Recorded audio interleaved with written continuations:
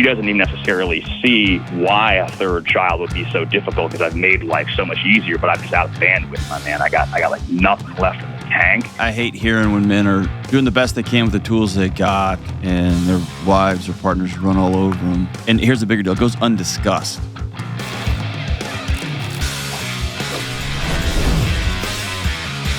What up, what up, what up? This is John with the Dr. John Delony Show. I'm so grateful that you are with us. Wherever you happen to be, wherever life happens to have taken you, whatever choices you've made, whether consciously or unconsciously, wherever you find yourself, I'm glad that you're with us. I really am. I'm glad that you're here, plugged in, you got your headphones in, you're on an airplane, you're vacuuming something, you're mowing something, you're fishing somewhere, just going for a walk in the neighborhood because you're just pissed off at the world. I'm so glad that you are with us. We're talking relationships, we're talking your mental and emotional health, whatever you got going on in your life. For 20 years, I've been sitting with hurting people, and here's my promise. I may not know the right answer, but I'll sit with you. We'll figure out what's the next right move. Give me a buzz at 1-844-693-3291 or go to johndelony.com/ask. And we're getting really close to that 1 million subscriber mark on the YouTubes. And again, I want to be bigger than the metrics. I don't care about that.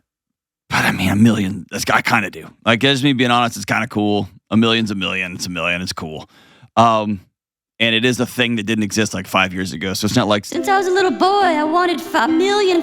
Not really, but the more people we can help, the more people that don't feel so alone, the more people who get autonomy back in their life, the more people who can laugh and just have fun and be free, the better. So hit the subscribe button, hit the like button, the thumbs up, whatever it is. And man, I'm super, super grateful. Let's go out to Cleveland, Ohio and talk to Devin. Hey, Devin, what's up? Devin, that's me. Hey, Dr. John, it's an honor to speak with you, my friend. I appreciate all that you guys do. Thank you, John. That's me. That's you, baby. That's me. That's me. So what's up, brother? How can I help? So I have a compound question. It's got two parts. If you'll indulge me like 15 seconds to get that out, I am well prepared. Go for it. I am not well prepared. This ought to be good. This ought to be good. Love it. So when you're the people pleaser in a relationship and always fixing the problems to protect or make your spouse's life easier or help keep the peace, what do you do when you encounter a problem that you cannot fix? And the second part of that question, we'll see if you can link this together. What do you do when your wife gives you an ultimatum? You give me a third baby or else? You got bigger fish to fry. Walk me back on the people pleaser part. Tell me what you mean by that. Unpack that. Well, I mean, it's kind of how I've always been. Just always kind of walk on eggshells, make sure everything else is taken care of, keep everyone else happy. In terms of my relationship with my wife, it's very much no conflict, just the happy wife, happy life, which is a terrible way to live your life. Absolutely. It's terrible. Yeah. And in a number of ways, early on, I would try and come up to like a conversation that was difficult, and I would just kind of get shot down very aggressively, very quickly. Quick rebuke and then punishment, like days or weeks of silence. At a certain point, I just sort of retreated and was like, all right, I'm not even going to go near the third rail anymore. But what has happened is those small things have gone by and I've kind of laid down. Now we're getting to the bigger, complicated life issues, and then the communication is just broken. I can't stand up for it. But in terms of like the direct problem here, I'm kind of the one who's always walking in front to kind of cushion life, to make sure everything's okay for her, make sure there's no stress in her life, and do everything I possibly can, going above and beyond to make sure there's no issues in her life. I've kind of created like a fake ecosystem that she lives in. So she doesn't even necessarily see why a third child would be so difficult because I've made life so much easier, but I'm just out of bandwidth, my man. I got like nothing left in the tank. Yeah. I'm just very stressed out by it all. So people pleasing is the one problem. The second part is like, now we've had that train of issues not resolved, and we're at this big one that I just can't fix to make her happy, which is devastating to me too. Yeah, man, I hate this for you. Thank you. I hate hearing when men are doing the best they can with the tools they got, and their wives or partners run all over them, and it doesn't. It goes unnoticed and it goes uncared for, and here's the bigger deal: it goes undiscussed. Because I know millions of men are working their butts off, and it might not be the right thing, but man, the effort is there, and a simple conversation, like you mentioned early on, changes the entire trajectory of a relationship. But here you find yourself this many years later, and you're at an impasse. This is a weird question. You get something from this excessive amount of people pleasing. What do you get on the day-to-day? And not just like a friction-free life. Obviously, I get that you just do whatever she says, you eat wherever you want to eat, you get whatever couch she says you want to get, and you just go figure it out because it's not worth the fight. But you get something from this as well. What is that? Sure. I think that's a great question. I think I like to be liked, or I need to be liked. Yeah. But the other problem is, like, I do like to be liked, but because I crave that, I like lose the respect of the people that I want to like me because they just walk on. That's it. If that makes sense. 1,000,000%. And nobody, I think people want two things simultaneously. They want things to be easy. They like want to quote unquote be happy, right? So they want to get whatever they want whenever they want it. And then deep down, nobody really wants that because they know it's not safe, right? Sure. Man. Do you have an example of a relationship in your life when you finally stood up for yourself and said, I'm Devin, I'm not going to do this anymore? Yeah, I mean, I didn't realize this until I did some real deep thinking as the past 3 months when this issue on the third baby has come up. I've done like a lot of like soul searching, like why am I like this and why am I just so avoidant of conflict? I have a brother. I'm the youngest of 5, but my oldest brother was just an absolute monster to deal with, always pushing everybody around. You don't respect me, just very, very difficult. And our family, it was very much like, hey, you just let him go. He's not around all the time. So just let him do what he's doing. Don't stand up to him because we have to walk on eggshells because if we push back, he might leave the family. And, about 5 years ago, I finally stood up for myself and was like, in a number of different ways. And I kind of threw him out of the family in a way. But that was the first time I really stood up for myself. But I see kind of tendencies between that and my wife. Like if I kind of dip my toe in there, it just gets, the rebuke is so quick and so swift. It's hard to not be conditioned to just like, I'm just going to go back here and just, what's fine. I won't even be happy. I'll just, whatever you need, I'll do. Please don't yell at me. Is that a paper tiger? If you hung in there through the initial high winds, does it crumble pretty fast, or is she a person who's just full of rage and anger and immaturity? So that's a great question. See, the thing about it is kind of both. So recently I've started kind of holding my ground because what will happen is generally in our relationship, I've caved. If she wanted something and I was like, I don't know if we could afford that, eventually I'll cave and just be like, all right, I'll figure something out. Because I can't figure this out by necessity, I've kind of had to stand up a little bit more because there's just no easy fix to it. Sure. And she has kind of crumbled a little bit. But what has happened and this has all happened past by 3 months, is she'll escalate it, like the rhetoric. Sure. So like in the beginning, like 3 months ago, it was like, hey, if we have a third, I'd be really sad. And then it escalated to, I don't know if I'd ever get over it. And then quickly within like a month, it was, I'll resent you forever if we don't do it. And then it was like, And then it was, if we don't do it, I'll resent you. But also, I'm going to find a way to have a third baby somewhere with someone else. Yeah. And, you're going to be back. You're gone. So, hey, Devin, you're worth more than this, brother. I appreciate that.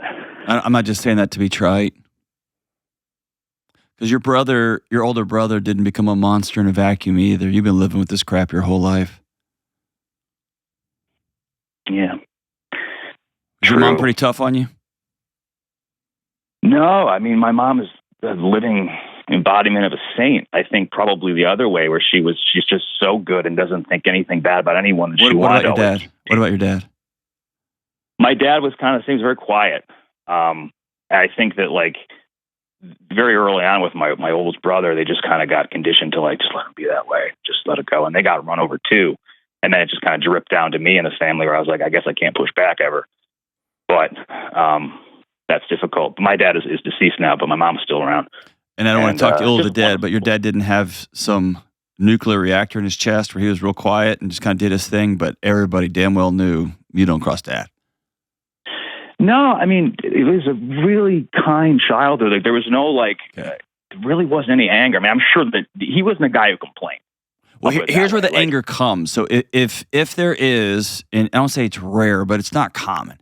If there's just a pretty remarkable parents, and then a child's a monster. Like, so who knows what happened when he was at his friend's house, whether he was abused, like who knows, right? It could be anything. Or it could just be, let's just say that's just the way that is. Mm-hmm. There's also a stark resentment, and it's hard to go there when on the face your parents were kind and loving and thought well of everybody. Mm-hmm. But there's an inner rage in the third and fourth and fifth child, almost universally. Yeah. Because they're constantly asking the question, why didn't some freaking adult protect us? Yeah, that's a good point. And then you pass that on, and then you try to become the protector for everybody and everything, and the only person you don't protect is you. Yep. And then you wake up at one moment and say, I can't do this anymore. And then it's a weird it's a weird thing because you find yourself blaming your wife for the world you created for her, right? Yeah, true. And it doesn't give her a pass, but also this is just the ecosystem. So let me, like getting right to it. I would ask you not to bring a third child into this mess as it currently sits. Yeah. If I could snap my fingers and have made one more life decision and I could have it however I wanted it, I would have had a third child. I didn't, but I would have. Okay? Life didn't give that to me. We had a lot of challenges and et cetera, et cetera. But so I love the idea of a third kid. Sounds awesome. What I want to challenge you on is not incrementally. You can't incrementally change the dynamic of this marriage to the way that y'all are both going to become healthy. There's going to have to be some sort of line, because now your wife is threatening divorce. She's threatening infidelity. She's threatening the very foundation that you walk on. Yeah. Like, in fact, the foundation that you spent a long time curating so that she could have a safe, predictable life. She's like, I'll smash all of it if you don't give me what I want. And it's escalating. And I always look for trends. Okay? Does someone just say something dumb one time? Does someone just have a one-night stand? Like, I get those things happen. I look at these trend lines. This is trending in a pretty tough direction. Yeah. At some point, whether it's just y'all two, and if you tell me she can't handle it, she won't. I say, can't. She refuses to handle it, which is more likely the case. She's just too immature to do it. Then you're going to have to get a therapist. You have to get a third party. But you have to make the proclamation, the way our marriage has been is over. I'm not doing it anymore. You can't. Yeah. Does that make sense? And then you have to decide, here's what it's going to look like. And she might just say, forget you, dude. I'm out. Yeah, definitely. I definitely see that. And just kind of update on that is we did agree to go to therapy. We actually went to our first couples therapy yesterday. Okay. How'd it go? It went fairly well. I've gone to therapy myself, including I still go to therapy. I see someone roughly a couple times a month. For how long? How long have you gone? To my therapist? Yeah. About 6 months. Okay. Has your therapist encouraged any sort of action plan to begin to regain autonomy? Yeah, I mean, he thinks I should stand up for myself more than her and be honest. And to be fair, I've just, the other piece of baggage, if I may, is I had a prior marriage that lasted only about 2 years, and then we divorced. And that was a situation where I could never make her happy. And it was just, so coming into this marriage, I also wanted I wanted less conflict. I just wanted to make everybody happy even more. So it's like elevated. Well, and the paradox is you get less conflict when everybody's confident of the boundaries. True. You get more conflict when people don't understand there's a length to how far this rope will just go, and I'll just keep pulling it. Yeah, no, it's 100% true. So we had our first couples therapy yesterday. It went relatively well. I give her a lot of credit for going because she's very resistant to those types of things. But it's strange because I kind of lay out my concerns, and there's several. And in theory, kind of like you, I would love a third. Like, that would be amazing to me. I don't think we can pull it off. I don't think it's right for our family. We have 2 kids. Obviously, it's I'd be third. So, but it's like a stalemate, and there's no. But you got to understand that the child is the proxy war. Oh yeah, no, 100%. Because if you have a third kid, there's going to be another thing. You will get me that car. I'm going to find a husband who will. You get me that house in that neighborhood. It's always going to be moving because there's no boundary. She's anchored into something that is rootless. you're spot on, which is not surprising because I watch your show quite a bit. but like we're at the kind of the tail end of that, which is the extent of like we've had those other ones where it's like she wanted the big expensive house we have the car, we have the other things, and all those times it was always me bucking under the pressure of her leaving or her separating or something. I'll figure it out. Okay, we'll get the house.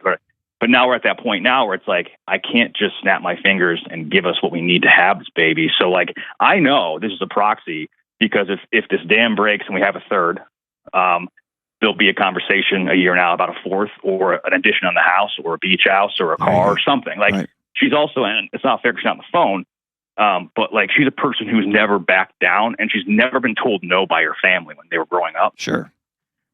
So it's and she found someone who would never tell her no. Like pathologically, which is great for her. Yeah. Well, it's not though. It's drowning her, and it's about to cost her marriage. She doesn't even know it. That's why I think the most compassionate thing you can do, and it sounds counterintuitive, is to say no more. The conversation about a third child ends, and I won't engage in it for 1 calendar year because we have too much work to do. It's like adding a new roof on a house whose basement is completely flooded. Not doing it. Not even having the conversation about it. It's madness. Yeah. Because this relationship cannot hold. That's my concern. No. Devin, you're starting to avoid it now. Well, but yeah, I mean, but the reason why that last part is difficult for her is because like we're older now. And so this would like, we couldn't even, if a third was an option, like my view is we have to fix the marriage. How old are you? I'm 38. She's 39. Okay. My neighbor across the street last night, we were hanging out for a long time. He's got a little bit less than a 1-year-old and he's 41 years old. Okay. Y'all are fine. I mean, you're fine. And 100%. Hold on. Let's stop talking about her for a second. Just listen to me. This has been your pattern your entire life for almost 40 years. What you've done is not working anymore. You have a choice. You can just keep going. You're going to end up with a third kid, and you're probably crafty enough to figure it out and bury yourself in the process just like your parents did. If that's your choice, choose that, hold your head up high, and then go on about your day. But if you choose something different, it's going to feel radically uncomfortable, and not only from her, from your inner compass, because your inner compass says you have one job, and that is to bury yourself and make sure everybody else gets whatever they want whenever they want. Yeah. And so the discomfort, like I hear you challenging me, and I'm not mad, I'm not frustrated. In fact, I'm loving you for it, but I'm hearing you play out the last 40 years in real time. Yeah. Which is math doesn't matter. 2 + 2 = 4 doesn't matter. It's not safe. I'm just going to tell you it's 2 + 2 = 5, and let's move on with our day. And if you look at, and I'm looking at this culturally, that's kind of the cultural narrative we have. And dude, we've ended up on the moon. Like facts aren't even facts anymore. You know what I mean? True. Like data's not data. Reality's not reality. We live in a video simulation. It's just so strange, but it's this idea that there has to be some innate discomfort to say, I want to be a part of a marriage where we're both working towards something, not where I am a servant. I am not a maid in my own home. I am not a direct deposit. I am a co-creator of an amazing life, and both of us get to choose that. Yeah. Yeah. One thing I've struggled with on top of all this is like my belief on kind of in the marriage is, you know, you're I think you said once before, like you're kind of underneath it all. You're not above it, you're like underneath. That's right. Like you're holding everything up almost. But there's like this weird line between like serving them and being a servant. And like I struggle with that. Like I'm doing everything because I feel like look, you can get under a squat rack. I did legs this morning. You can get under a squat bar and lift it and hold it. Also, a doormat is underneath everything too, where people wipe the dog crap off their shoes on you. That's my problem, right? Like there's a difference. Yeah, I have a hard time with that. One is about stability and strength, and I will be a foundation. And the other is, I'm a doormat. But that means you have to ask yourself the terrifying question, what do I actually want and what do I actually need? And I don't think you've ever done that. No, I don't think that I have. And I'm telling you right now, you're communicating to your kids, you don't get wants and needs. Your wants and needs are to be a donkey for everybody else in your life, to ride on, whip, carry, drag, whatever. Yeah. And donkeys don't co-create. They just do what they're told. Yeah, and like I deep down, I can't really blame anyway. My in some ways my wife for it, because I did build this ecosystem that she's capitalizing on. Because let's move blame out of the context. That's not going to do anything for anybody. That's where the conversation, and it can be done with your therapist. That's where the conversation is so critical to say, however we got here, we're here. Does it matter if we took a right turn, a left turn, 4 lefts, 2 rights, then we went on the back road, went over an overpass? Doesn't matter. We are here right now. I'm not driving anymore until we get a new map that we're going to draw up together, and it's going to have a destination on it that we both agree on. Period. End of story. And that destination is going to be hard for us. We've never done it before. Never had a budget. We've never made a choice together. We've never chosen to not go out. We've never chosen a smaller house because we have goals 25 years from now. We have goals for our grandkids. We've never said we're not gonna. We don't even know how to do that, but that's our roadmap. That's where we're headed, and we're gonna do that together. You've never done that.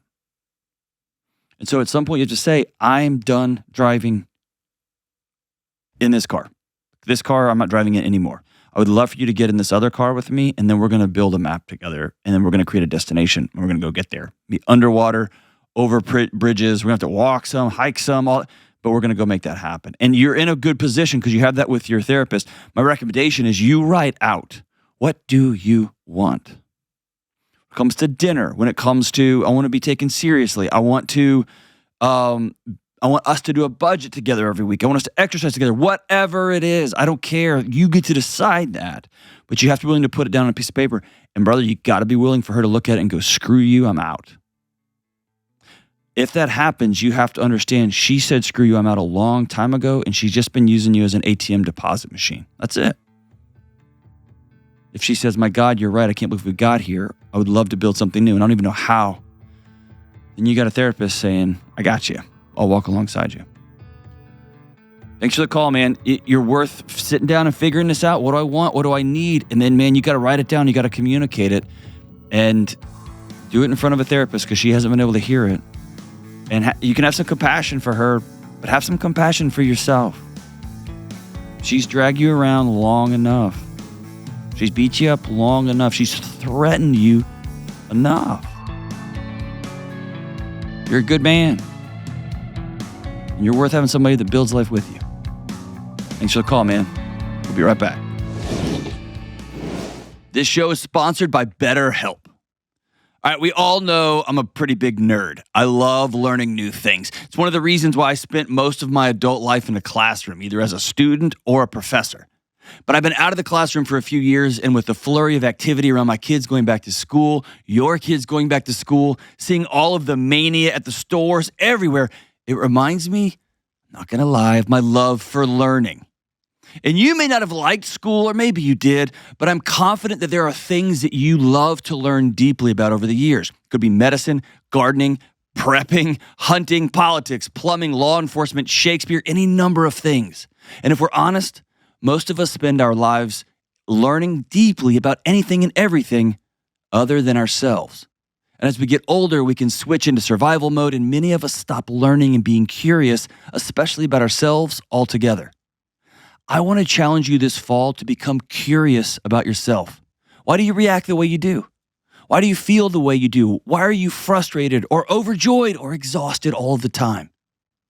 Therapy can be an amazing place to learn more about you, to regain your sense of curiosity, wonder, and excitement about the world. You are worth a life full of wonder and joy. And if you're considering therapy, I want you to consider calling my friends at BetterHelp. BetterHelp is 100% online therapy staffed with licensed therapists. You can talk with your therapist anywhere, in your car, during your lunch break, at home, in a private room at work. It's incredibly convenient and it's suited to fit your schedule.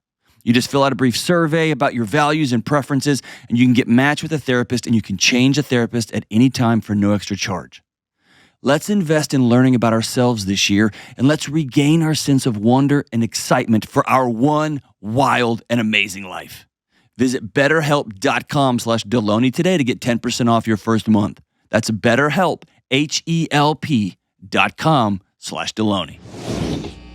All right, let's go out to Akron, Ohio, and talk to Mary. Why you What's up, Mary?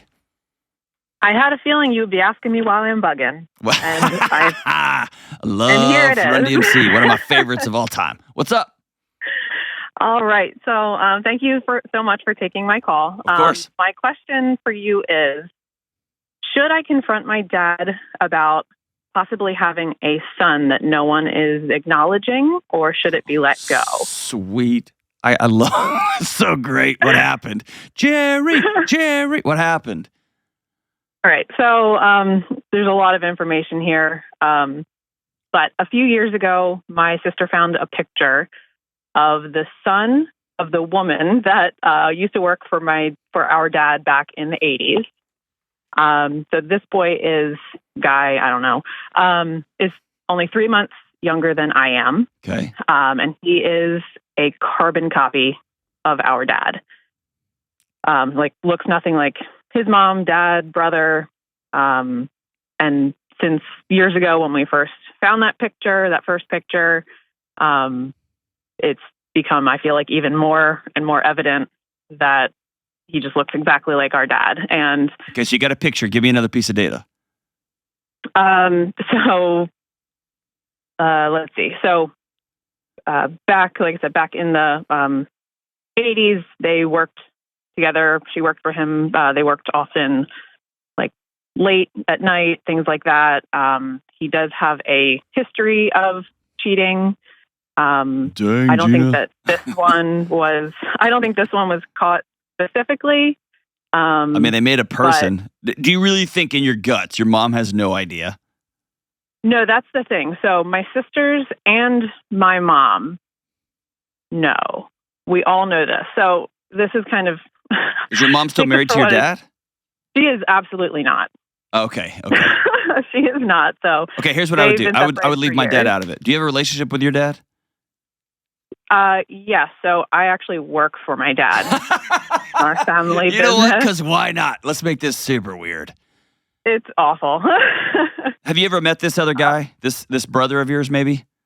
Yes, we actually all have. They're from neighboring towns. Okay. My dad actually periodically has talked about him and his family to us. I have met him. My sister has met him. My husband has met him. And my dad actually sees this boy and his family on a weekly basis at their social club. All right, here's what we're going to do. Are you ready? Yeah. I want you to just quote unquote bump into him at a local coffee shop. And then take his coffee cup and oh my God. Then run out the door with it and then go to one of those places that they have in spy movies where you can get the DNA off of it. And then they'll put it in the Megatron converter like they have on CSI and you'll know. Or here's the second thing. That would be the way I want you to do it because that'd make for a really good YouTube show. But number two, I would call this guy and say, I have a sneaking suspicion. Would you be willing to take a 23andMe with me? So this is my conundrum or our conundrum, since we all know about this. It's he has been brought up in what appears to be a very good family. He has 2 loving parents. He has a really His whole life is a lie if this is true. Yeah. And I, for one, am not participating in lies anymore. Because you know why? Oh. You've been part of a lie your whole life. Extremely. And if you have a brother, it would be cool to get to know him. Maybe it wouldn't be. which is the bigger cost? Keeping it or getting it out there? I've yet to see where keeping a ginormous atomic family secret helps anybody in the long term. Right. I know that does really, it just makes us feel, or at least I'm going to speak for myself, it makes me feel like I'm often living a lie, because obviously I am in a lot of regards, and especially when these people are mentioned to us, it makes me, I would say, just kind of makes us sick. Like, yes. It's this dangling thing out in front of us. But can I tell you, don't Mary, know. you're ignoring something really big, huge. What is it? I'm sure you're right, but what is it? You are sick. I hate to use this word. It's just one coming to my head. You're grossed out by Mary. You know why? Because you're raised by a cowardice man who lacks integrity, and now that's your boss. It's where you go every day. You take a paycheck from this person. Yeah. And there's a part of you every day you clock in, or whatever salary you take, you know that the person you're working for lacks the most basic level of integrity. He won't even acknowledge a son, a child. Mm-hmm. Mm-hmm. That means he is untethered to any sort of integrity or dignity. He'll do anything.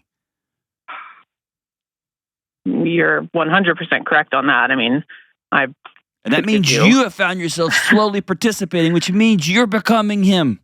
And you hate that. Oh, God. Stop. You just hit the nail on the head, because you are, oh my gosh, you're absolutely right. I've seen that. Stop. It's a charade. And yes, I know this will come with economic consequences, and I'm not saying do it today. Right. But so I guess, I've always been, like, my biggest worry is going through this and obviously bringing this to light, and then obviously being, like, gaslit about it and having no. That's why I go straight to that dude. That's why I go straight to that dude. That's why talking to someone who has been a human being, who does not tell the truth, who lies to those closest to him, it's a complete waste of your time. Oh. I have a rule. I only bring up hard things. I only have conversations. I only say things to people who will hear them. Okay. And you have a deceptive, lying, potentially father. And let's take this one off. You say he has a history of infidelity. He's been cheating on your mom for their marriage? Yes, I've been around numerous girlfriends my whole life. Okay. And I won't ask about business stuff, but I know the data says that there is a high correlation. So, like, you know all of this. I do. And so asking the person in the middle of it is of no value to you. You know that answer. What I would want to know is, forget my dad. Is that guy my brother? And if so, I want to interact with him. And he may say, that guy is my dad. I know for certain. He told me a long time ago. That guy may say, I've had my suspicions or whatever. And I agreed to not say anything. Or he might say, dude, I've been wondering my whole life. I would love to do a 23andMe with you. Interesting. I just never really felt like that was my place to get into his business, even though it could be my business. This is your business too. Right. This is your business too. Yeah, and I guess I've also been very, scared to pull at any threads that could unravel the little connection that I do, have with my dad. You don't have a connection. It's false. It's fake. It's not real. It's a charade. Both of y'all are playing. You're playing like, yeah, I love him. He's my dad. I trust him. I work for him. And he is like, yeah, I'm playing a charade like I'm a good present father who takes care of my daughter. No, he doesn't. Oh, well. Am I wrong? No. No. You're not. It's just, it's a puppet show. That just hurts to hear. Yeah, it's brutal. It's brutal. Oh, okay. Does he overpay you for the job you're in?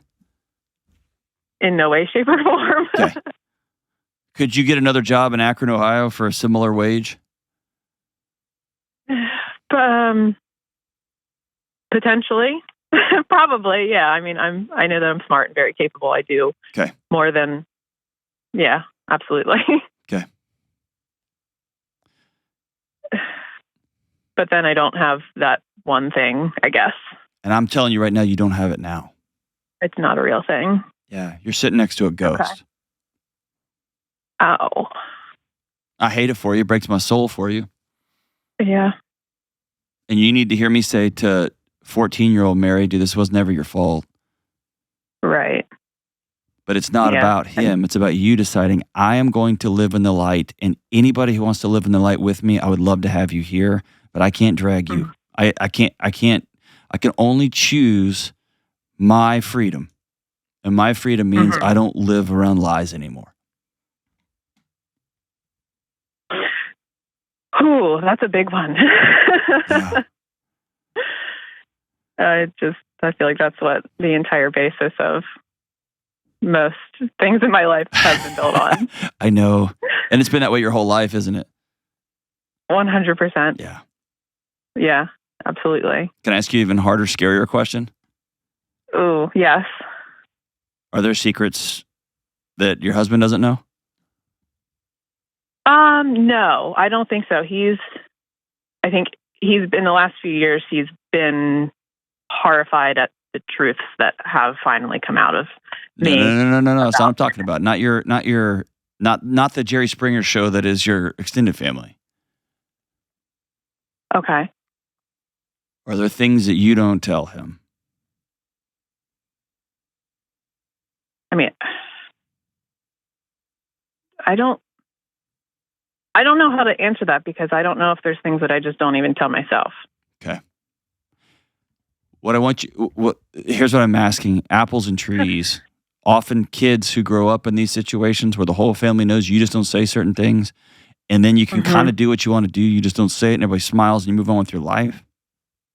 Mm-hmm. Those turn into your family too. Right. And you have things going on at work, or you have things that coworkers that you text back. You have whatever goes on in the world, and husband doesn't need to know. We're good. Or there's okay. If there's not, awesome. I would say not. Amazing. We did go through difficult patches. 100%. Everybody goes through difficult patches. Okay. What I want to encourage you is, if you are experiencing freedom in your own marriage, in your own home, we just call it like it is. We tell each other whatever it is. We just say it. I want you to extrapolate that to the rest of your life, man. And let's say you call it. Let's say you call that dude this afternoon. Say, I need to have a private conversation with you over coffee. And you slide the DNA test across the table and say, I think you're my brother. Maybe I'm crazy, but I think you're my brother. Would you take this? Ooh. Okay, let's just pretend. Let's say he said, you're crazy lady, and he runs out and calls your dad. And your dad blows up. Yeah. What have you lost? I guess normalcy. Is that what you would call what you have right now? I'm used to it. Okay, that's fair. That's fair. But it's not. I mean, it's not. I wouldn't say stability or safety or anything like that. Yeah. Oh, okay. Maybe that's a good way to say it. You're trading normalcy for wellness. You're trading the known for the unknown. And the unknown could be worse. It could be, theoretically. The unknown could be amazing. It could be freeing. Heartbreaking, something to grieve, but it could be amazing.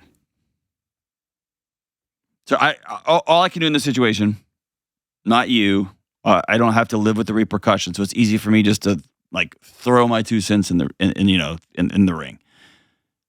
I would not have this conversation with my dad because he's proven himself to be somebody who's not trustworthy over and over and over and over and over and over again. I would need to know, do I have a brother? And so I would sit down with that man and say, I need to have a cup of coffee with you. And I'm going to ask you keep this quiet between us, but I know I can't control you. And I'm choosing to not try to control anybody else anymore. I just want to live in the light. I have a sneaking suspicion in my guts that you're my half-brother, and I'd love to I'd love to figure that out, find out if that's true or not. Would you be willing to do it? That's what I would do if it was me. That's what I would do if it was me. Mary, if you choose to have this conversation with him, please do me a favor and let us know. There'll be a whole bunch of people listening who want to know, is he actually your brother or not? Thanks for the call. You're awesome. We'll be right back. I think Helix is the best mattress in the world, ever, of all time.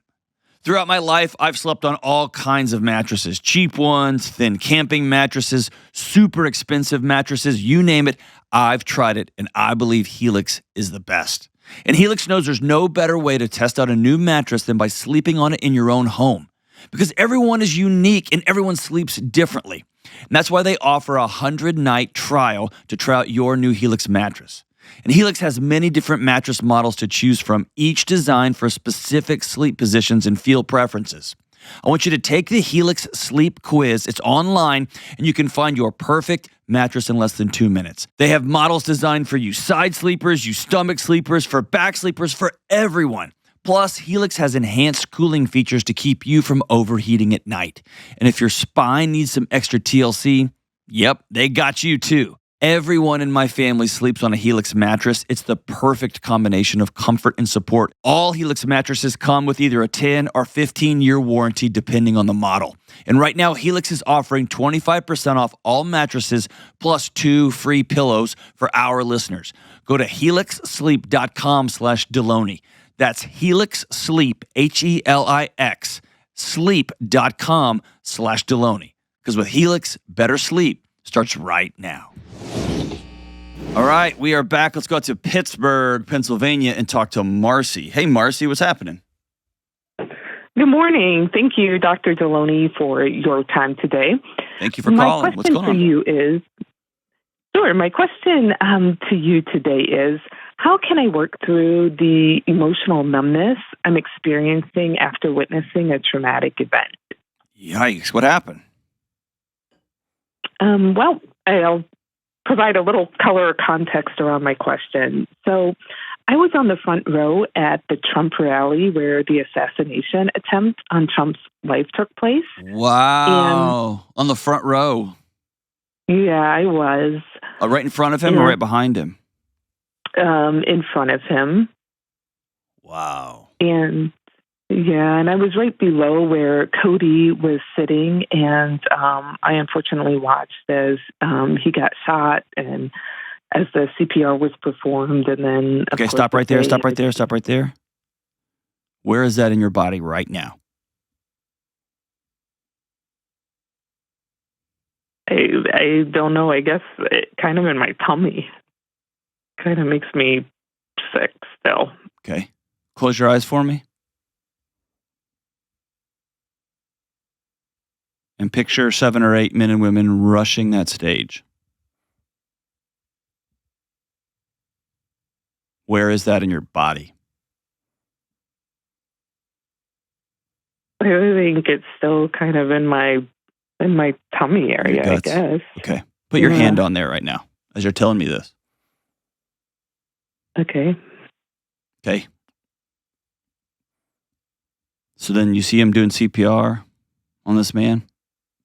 Yeah. Okay. The scene turns pretty chaotic?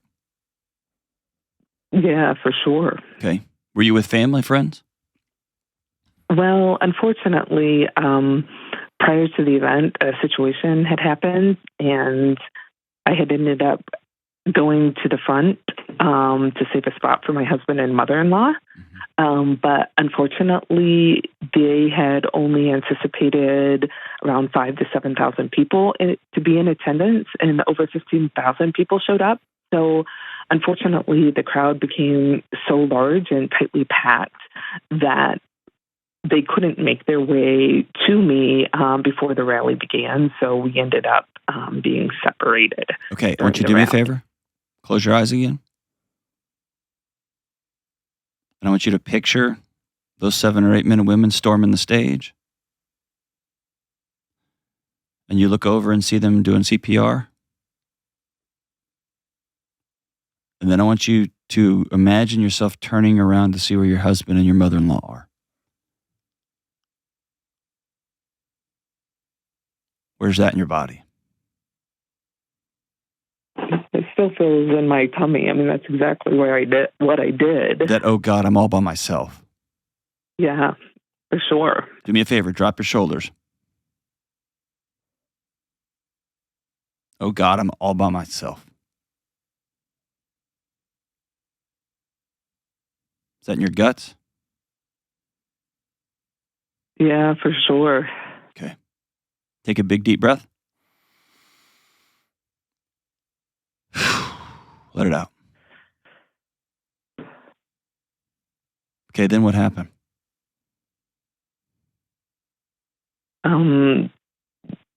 Yeah, there was just a lot of confusion. I couldn't see them, and they were, I guess they blocked the cell signals, and I guess I understand they do it for safety in case there would be multiple shooters, so they can't communicate, but then neither could we communicate with anyone else either.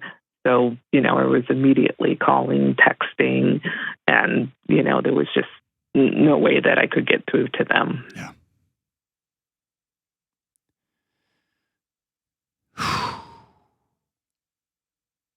I'm sorry you were in all that. I'm sorry that you saw what you saw. You're not supposed to see that stuff. Yeah, that's for sure. And nobody's supposed to feel that alone. It's amazing what we can absorb when we're with people that we know are in our gang. It's extra terrifying when you see that, when you experience that, and you feel the chaotic. The words that we used to use in the crisis world is when something sets off and you look around and you got no gang, you're on your own. Yeah, that was definitely the feeling for sure. Can I ask you a personal question? Sure. When you finally got reconnected and you got home, or let me ask you this, over the past month or two, how much news coverage have you watched of this? YouTube coverage, social media coverage? Yeah, I've watched an awful lot of it. I really have, because in some ways, I've never been under live fire before. Sure. Most people in America haven't, right? Yeah, that's probably true. But I mean, like, you want to get every little ounce of what possibly happened and see every view of the situation that you possibly can. Okay, I'm going to tell you something crazy. I'm going to tell you something wild. Okay. What your body is engaging in is a very modern phenomena. The ability to watch something I was presently a part of with 55 million angles and 10,000 different opinions and conspiracy theories and drama and this and that, that is a very, very recent moment in human history, and our bodies are not designed to replay and replay and replay. And what you're experiencing is some version of freeze. Okay. Your body has captured the moment and is frozen in it. And what you're trying to do is to gather all the data points you possibly can so that in some fantasy, you can keep this from happening again. Okay. That's interesting. And here is a terrifying truth. You can't. None of us can. In our current world, if somebody wants to hurt a whole bunch of people, by and large, they can. And that is a new terror for those of us in the United States. It's a terror that, I mean, if you go overseas, I remember asking a friend, and she was stationed in South Korea, and I was like, "Are you not worried?" And she just pulled a gas mask out of her purse, and I was like, "That's not normal." And she goes, "It is for me." Wow. It's just new for us. And so we freeze, and we think that more data, if I can get a better look at the lion that tried to attack me, I'll be able to watch out for it next time. Okay. And so you process it alone, and then more alone, and then more alone. And you go down rabbit holes and more rabbit holes. Here's what I'm trying to tell you to do. You got to turn it off. You were there. You know. You were there. Yeah, I was. And you realize, more so than most of us, how fragile life is and how you were literally feet and or inches away. Mm-hmm. For sure. And what you have to do is let your body process this. And that's going to be for you a choice because you are so clinched right now. Okay. And I guess I'm just not really sure how to do that. No, I got it. I know. I know. I struggle with it too, and I know how, and I struggle with it. Because there's a part of your body that has said, I will never feel this scared again. And the way it has done that is by trying to grab every shred of everything in the environment. And unfortunately, the way to heal is to say, I could have died. I watched somebody right in front of me die. I was at an event that they will write about in 150 years in our textbooks. I was terrified. I was scared to death. I couldn't find my husband. I couldn't find my mother-in-law. I was all alone. And then healing is, but I'm okay. I made it. I'm safe. And that feels very powerless to go through that process. And I have not figured out any way, shape, form, or fashion that a person can do that on their own. As the great David Kessler says, grief demands a witness. I watched another person die. I watched another person get shot and almost die within a quarter of an inch. I watched what I thought would have been a safe place become a very unsafe place. The foundation that I walk on has been shaken. Yeah, I mean, of any place you would think that was one of the safest places. That's because in my mind, you have FBI and Secret Service of course. all over the place and watching us all closely. So, And it happened. And so exhaling is about metabolizing it. This happened to me. Sometimes I'll have somebody write a letter and they have to read it to somebody else who was there.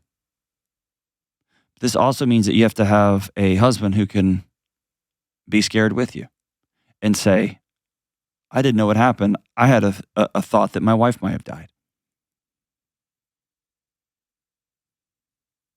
I, as this provider and protector, I couldn't protect my wife. I didn't even know where she was. I just knew she was down there by all the chaos. In a strange, weird way, it would be healing for you to hear from your husband, I was terrified that I'd lost you.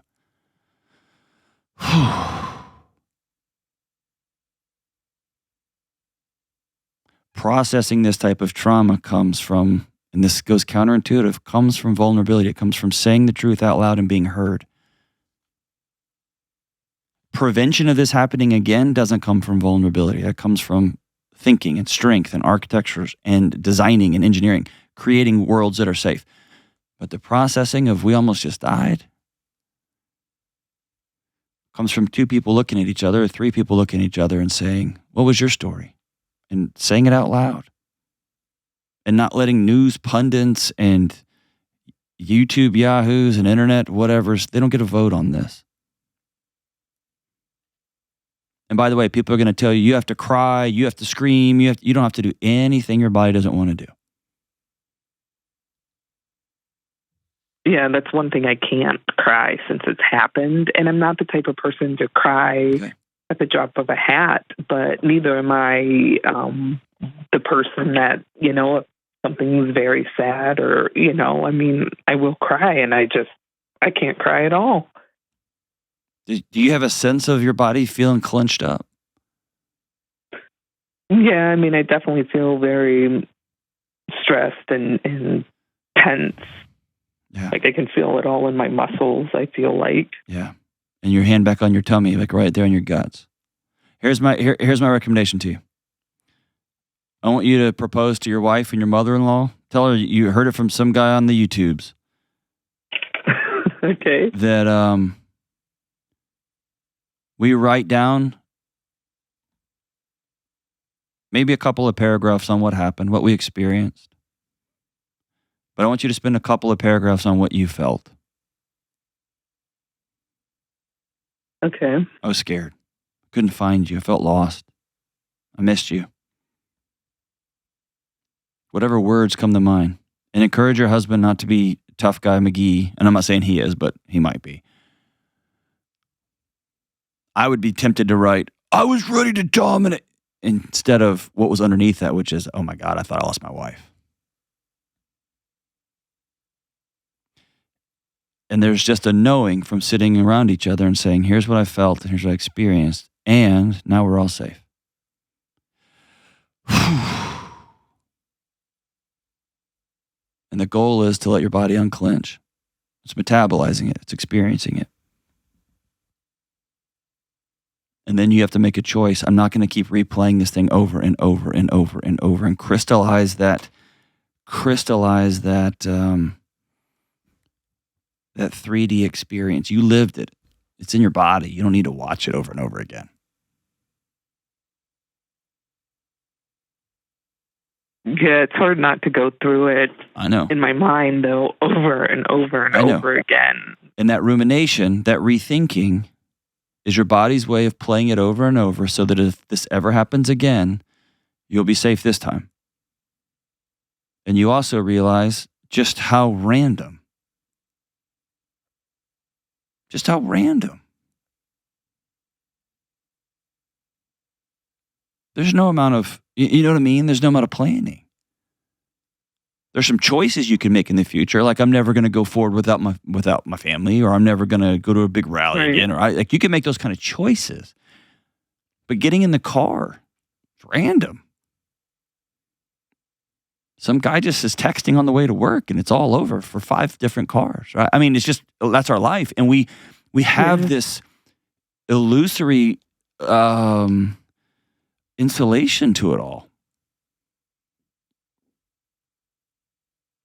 And so when it happens, remember the line, grief demands a witness. Your body will hold it until it has a safe place to exchange it. And by the way, this is a hard conversation, but if your husband won't do it, then you need to go talk to a counselor and say, I need to process this story. I'm not saying you need therapy. Hear me something different. You've got to find somebody that you can have this hard conversation. You can just let it be. And you might have to have it a couple of times. And you're going to get to a point where the rumination becomes a choice. Okay? When that lightning bolt pops into your head of the panic and your eyes get real wide and you look over and see them doing CPR on Cody, you can keep that picture in your mind. Or you can choose the moment when you saw your husband, y'all run and grab each other and hug. You can't stop the lightning bolts. You can't stop that initial image in your mind, but you can choose what you meditate on afterwards. And so if you have that picture when you first saw your husband and you ran up and he grabbed you and you grabbed him, just have that ready to go. Every time you have a scary thought about this situation, we're gonna go there. Because that replaying the scary parts feels like helpful thinking, and I'm telling you right now, it's not.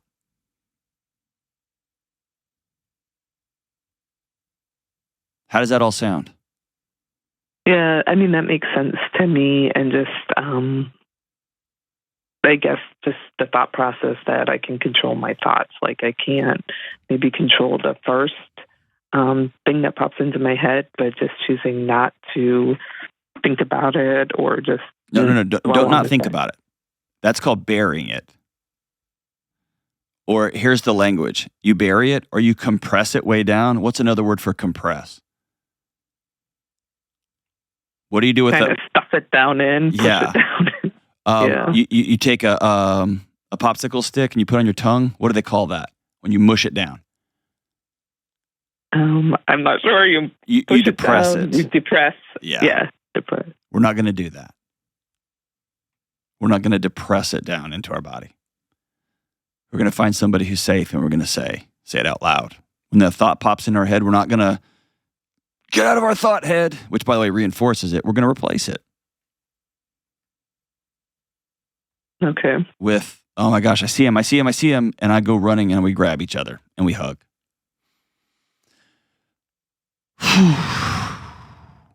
I'm sorry you were there. I'm sorry you saw that. I'm sorry all that. That's a part of your lived experience now. And I'm so grateful that you're safe. So grateful that you're safe.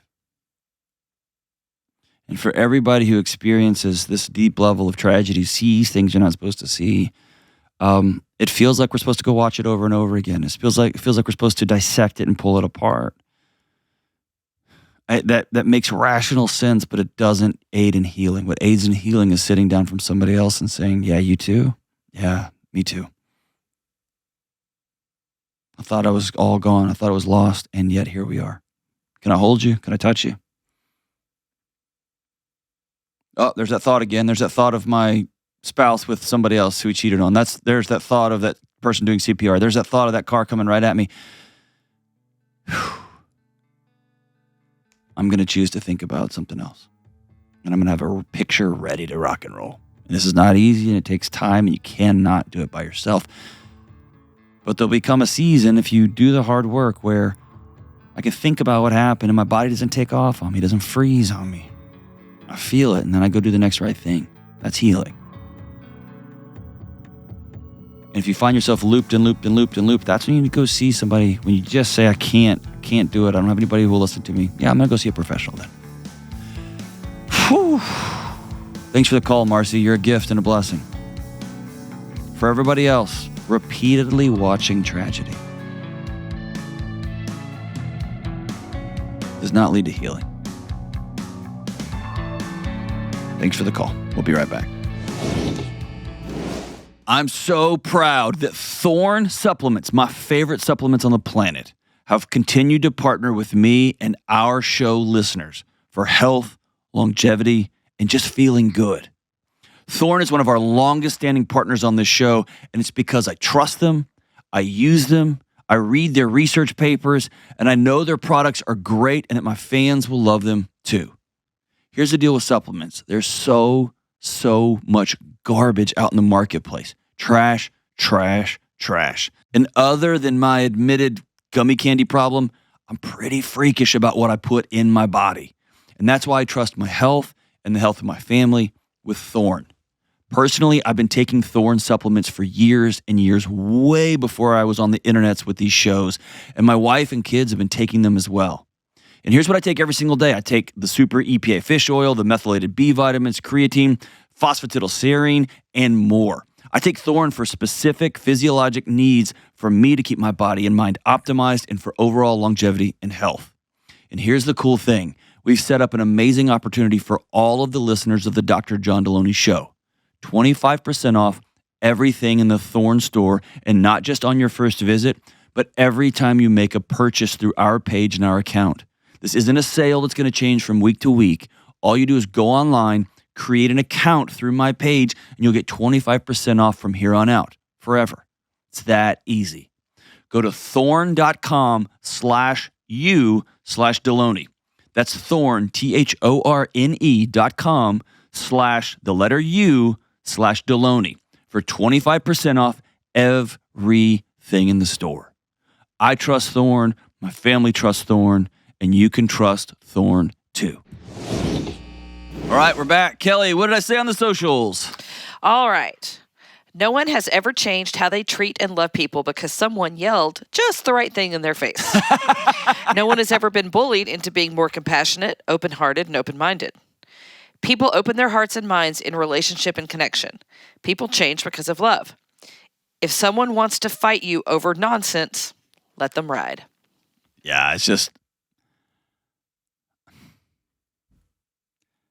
that's just our world. We scream at each other and we just yell louder and louder and louder. And nobody is asking that old famous Dr. Phil question, how's that working for you?